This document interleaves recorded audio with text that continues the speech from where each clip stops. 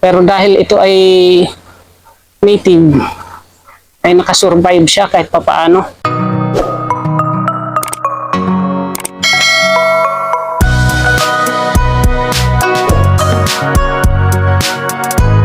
Nandito po ako ngayon sa harap ng aking alagang papaya na kailan lang ay akin pong pinag-isa. Dalawang seedlings po ito nung aking itinanim dito at noong good size na ay akin pong pinagdikit ang dalawang ito kaya naging isa. Kailan lang ay pinutol ko ang tali banda rito. Dahil sakal na po siya sa higpit ng tali dito, mabilis siyang lumaki. Ang hindi ko alam ay meron na pala siyang mga ugat dito at dahil na-expose sa hangin nung matanggalan ko ng balot ay natuyo ang mga dulong bahagi ng ugat. Ayan ang naging kulay brown ng mga dulo. Dapat kulay puti yan kung hindi yan natuyo. At dahil nanghihinayang ako sa mga ugat na yan, ay tatambakan ko dito sa bahaging ito ng lupa. Pero bago ko siya tambakan ng lupa, ay babalutan ko muna siya ng bunot para manatili yung moisture sa katawan niya at yung ugat ay mabilis humaba at tumaba.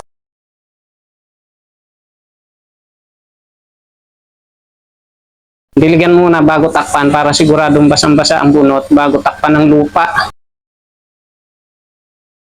January 15 ko sila ipinunla pero magtatapos na ang Mayo nung mailipat ko sila dito kasi ayoko silang mamatay sa El Nino.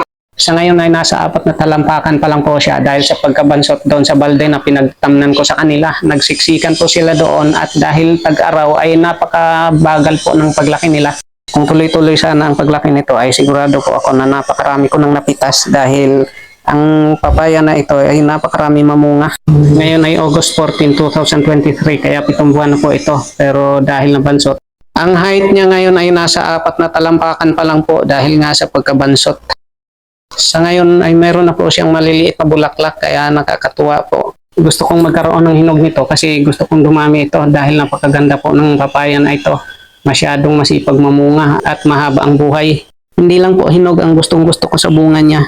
Gustong-gusto ko rin po ang hilaw dahil napakasarap po ihalo sa mga lutuin katulad ng tinolang manok. Hindi katulad sa mga nabibili sa palengke na medyo matabang ang lasa. Ang kagandahan po sa native na halaman ay hindi nababago ang katangian niya. Hindi katulad ng mga hybrid na kapag kumuha ka ng buto sa kanyang bunga ay wag mo nang asahang magbubunga pa ng maganda kahit na siya ay maganda mamunga. Ang katamtamang sukat po ng mga bunga nito ay mga kasing laki ng binti lang pero matutuwa ka sapagkat napakarami mong makakain dahil ang laman niya kasi ay napakakapal. Sisikapin kong makapagpahinog nito para pati kayo na mga gustong magkaroon nito ay mabibigyan ko ng buto. Gusto ko kasi na hindi mawala ang mga native na halaman. Mahilig po ako sa native na halaman. Ayoko po ng hybrid. Kung nakapaglaga ka na ng munggo na lutong-luto na ang iba pero mayroong mga hilaw na hilaw pa, yun po ay produkto ng hybriding kaya sinungaling po ang magsasabing hindi masama ang hybrid sa kalusugan ng tao. Kung kayo ay interesado sa update ng papaya na ito ay paki-subscribe na lang po ng aking channel. Hindi biro ang tag-init. Sobrang init po dito sa tabing dagat. Malupit po ang panahon dito. Pag tag-init ay napakainit at pagka taghangin ay napahangin din naman. Kaya kailangan dito ang matatatag na halaman. Pero dahil ito ay native, ay nakasurvive siya kahit papaano. Isang paalala lang po, ang pag-subscribe dito sa YouTube ay libre at wala pong bayad. Kaya kung nagustuhan mo ang video na ito, ay huwag pong kalimutang mag-subscribe, like and share. Maraming salamat sa panonood. Hanggang sa muli, ito po ang inyong Kuya Brownie.